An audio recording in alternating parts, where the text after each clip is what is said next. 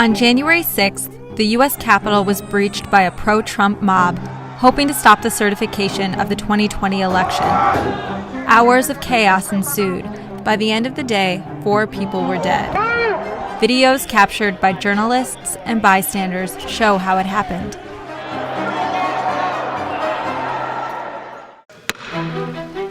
Around 1 p.m., Congress is in session at the U.S. Capitol, and lawmakers have begun the process of certifying President-elect Joe Biden's Electoral College win. For President and Vice President of the United States. About 2 miles away, President Donald Trump is on stage holding a rally outside the White House after days of encouraging his followers to be in Washington on January 6th. But we're going to try and give our Republicans the kind of pride and boldness that they need to take back our country. Footage shows Trump supporters gathering outside the Capitol building to protest the election results.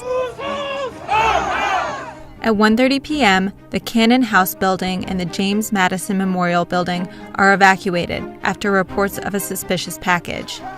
Meanwhile, video shows rioters breaking down barriers outside the U.S. Capitol. Hold them this way!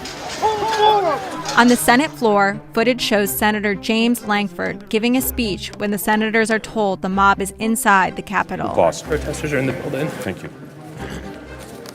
At 2:30 p.m., Vice President Mike Pence is evacuated from the Senate.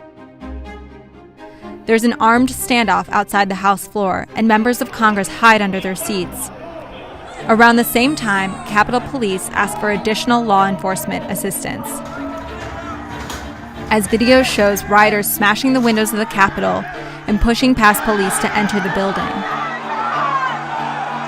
They roam Statuary Hall. I've never been in this house. How about you? No, you own it. Gain access to the Senate floor, and some even gain entry into House Speaker Nancy Pelosi's office. At 2:48 p.m., the mayor of Washington, D.C., Muriel Bowser, announces a citywide curfew starting at 6 p.m. At 3:13 p.m., Trump tweets, asking rioters to remain peaceful. Less than 10 minutes later, a woman is reported to be in critical condition after being shot in the chest on Capitol grounds.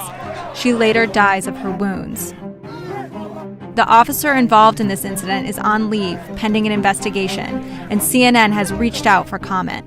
The circumstances surrounding the video we showed are still unclear. Several hours after rioters breached the Capitol, President Trump's press secretary, Kayleigh McEnany, tweets that Trump has dispatched the National Guard to D.C. As police clear the Capitol building, President-elect Joe Biden speaks from Delaware. This is not dissent. It's disorder. It's chaos. It borders on sedition. And it must end now. Minutes after Biden's speech, Trump tweets a video telling the rioters to go home. But you have to go home now. We have to have peace.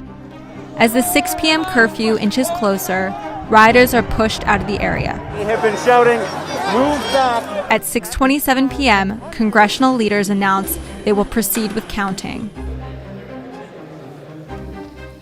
Mr. Cruz. Aye. Mr. Daines.